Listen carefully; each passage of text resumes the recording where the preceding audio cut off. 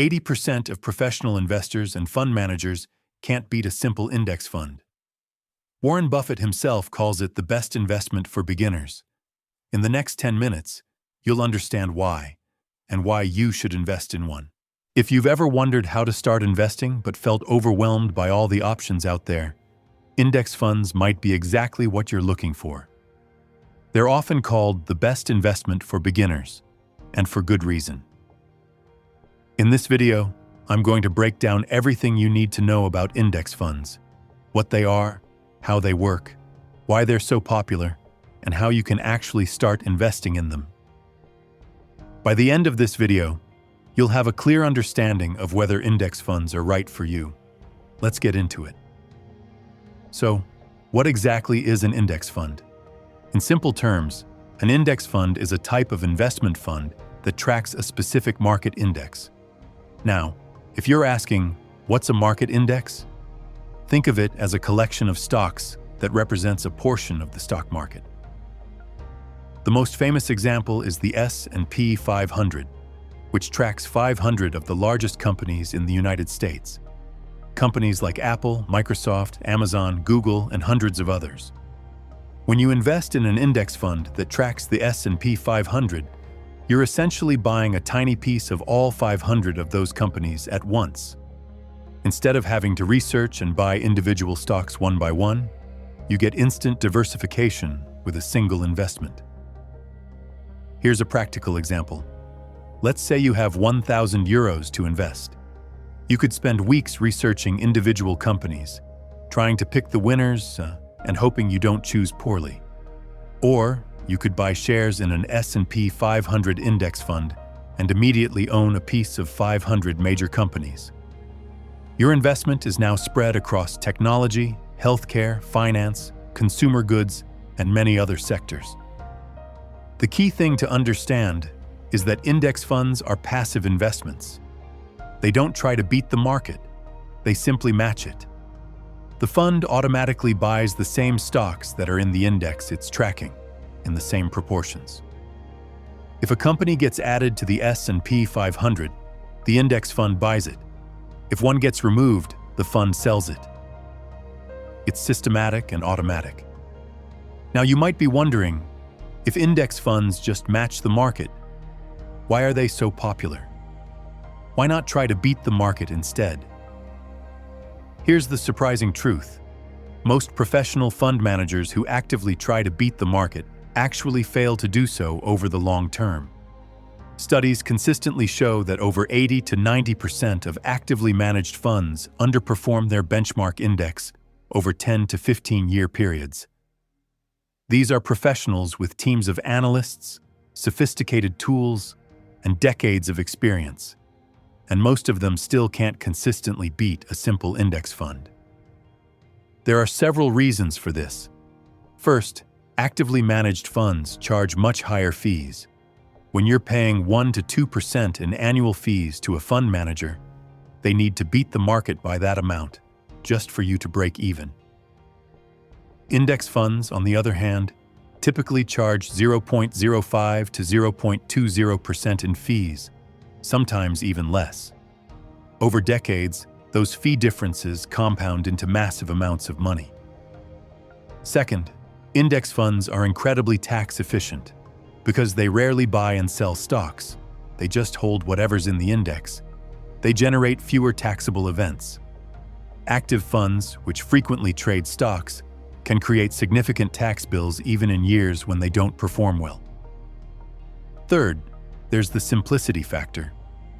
With an index fund, you don't need to spend hours researching companies, reading earnings reports, or watching the market every day. You can invest your money, let it grow with the overall market, and focus your time and energy on other things, like earning more income to invest. This is why legendary investors like Warren Buffett recommend index funds for most people.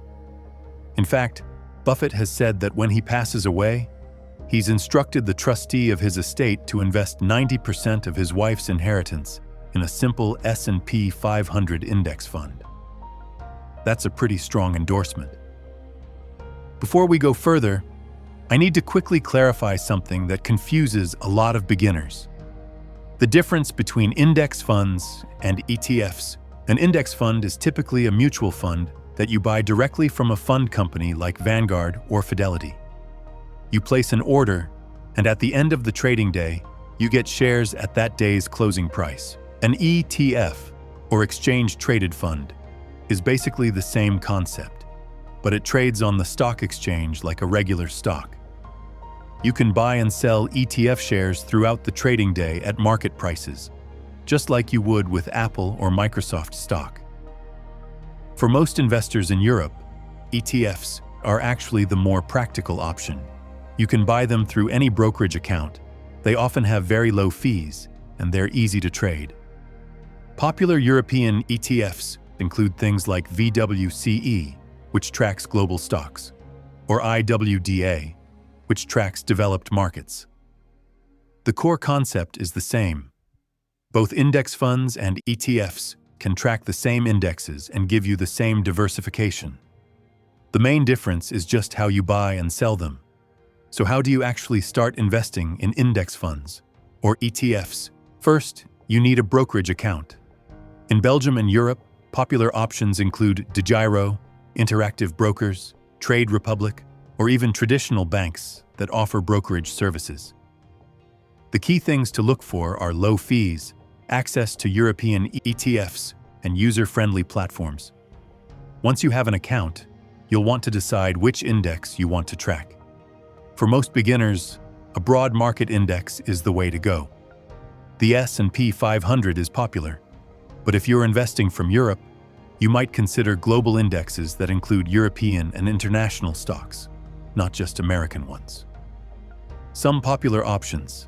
VWCE tracks the entire global stock market. Over 3,500 companies worldwide. IWDA focuses on developed markets. UNL tracks the S&P 500, but is structured for European investors. Do your research on which ETF suits your goals. But honestly, for most people, a simple global market ETF like VWCE is an excellent choice. You get maximum diversification across countries and sectors with a single investment. Now here's the most important part. Consistency matters more than timing.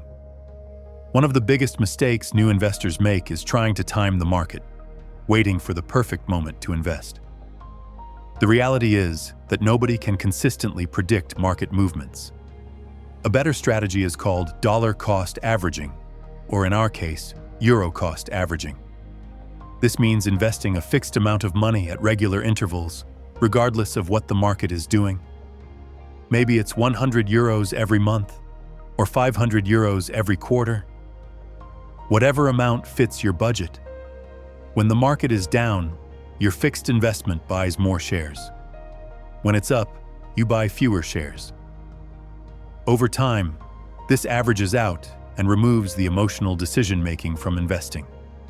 You're building wealth systematically, not trying to outsmart the market.